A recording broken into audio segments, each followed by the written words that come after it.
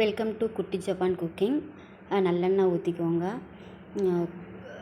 கடுகு, ஜீரகம், வெந்தயம் நான் முதல்லே போட்டுட்டேன். போட்டதுக்கப்புறமா இதுக்கு நீங்கள் சின்ன வெங்காயம் பொதுவாகவே சின்ன வெங்காயம் சேர்த்தா ரொம்ப நல்லாயிருக்கும், ஹெல்த்தியும் கூட. நான் பல்லாரி தான் எப்போயுமே போடுவேன், பெரிய வெங்காயம். அதை ஆட் பண்ணிக்கோங்க. 1 போட்டிருக்கேன். நான் புளி ஊற்றினா தக்காளி சேர்க்க மாட்டேன். இந்த 2மே சேர்க்கலைன்னா மாங்காய் சேர்ப்பேன். வேறு எதுவும் சேர்க்க மாட்டேங்க. அதுக்கப்புறம் நம்ம என்ன செய்யலாம்னா, நம்ம பாகற்காயை நறுக்கிட்டு வாஷ் பண்ணிக்கோங்க. அதில் நமக்கு கழுவுன மாதிரியே தான் இருக்கும், மண் இல்லாமல் இருக்கிற மாதிரி தான் இருக்கும். கழுவிட்டு பாருங்கள் அந்த தண்ணி எவ்வளோ க்ளீனாக இருக்குதுன்னு.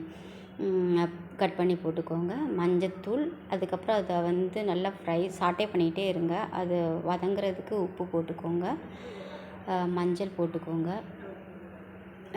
போட்டுட்டு கொதிக்க வைங்க. தண்ணி ஊற்றிட்டு அதுக்கப்புறமா நான் புளி சேர்த்துருக்கேன். வேறு தக்காளி எதுவுமே போடலை.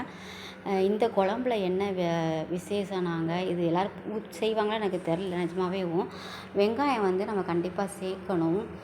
10 வெங்காயமாவது நான் போடுவேன். இது பெருசாக இருக்கிறனால நான் 5 வெங்காயம் போட்டிருப்பேன். பெருசுங்கிறனால வெங்காயம், ஜீரகம், தேங்காய் அரைச்சி செஞ்சு நான் இதில் போட்டிருக்கேன். எத்தனை பேர் போடுறீங்கன்னு தெரில. போட்டுப்பீங்கன்னா எனக்கு கமெண்ட் பண்ணுங்கள்.